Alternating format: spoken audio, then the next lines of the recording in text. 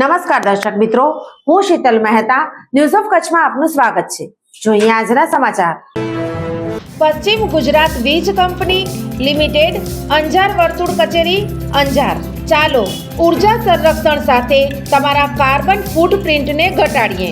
ઉદ્યોગપતિઓ માટે, ગૃહિણીઓ માટે, ખેડૂતો માટે સ્ટાર રેટિંગવાળા પ્રમાણિત વીજળીના સાધનો વાપરો અને ઉર્જા કાર્યક્ષમતા વધારો।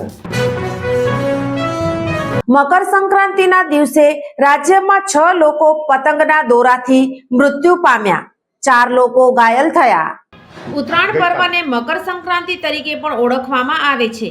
આ તહેવાર દરમિયાન 6 લોકોએ દુઃખદ રીતે જીવ ગુમાવ્યો હતો।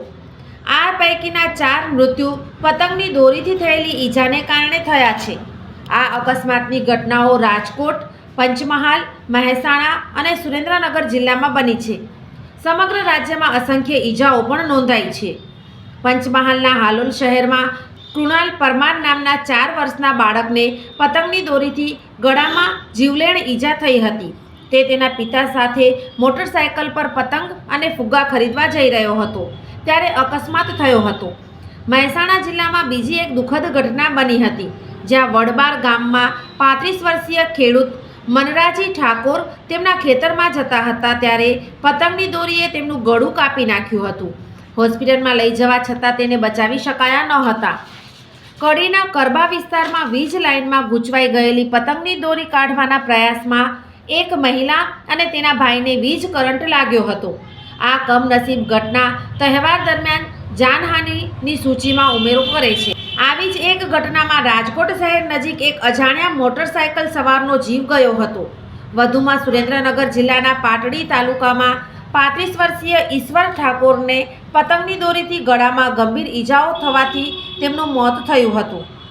રાજ્યની ઇમરજન્સી સેવાઓએ આ વર્ષના ઉત્તરાયણ પર્વ દરમિયાન કોલ્સમાં વધારો અનુભવ્યો હતો।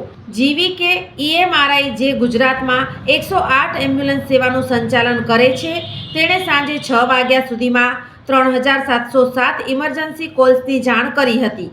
ગયા વર્ષે આ જ દિવસે 3362 કોલની સરખામણીમાં આ નોંધપાત્ર વધારો છે।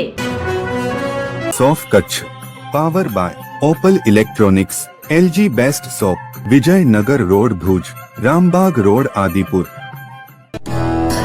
Power by KC jewellers, latest fashion ડિઝાઇનના ઓર્નામેન્ટ્સનો વિશ્વાસપાત્ર શોરૂમ, હોસ્પિટલ રોડ ભુજ। દર્શક મિત્રો, આજે તારીખ 15 જાન્યુઆરી 2025 આ હતા આજના સમાચાર।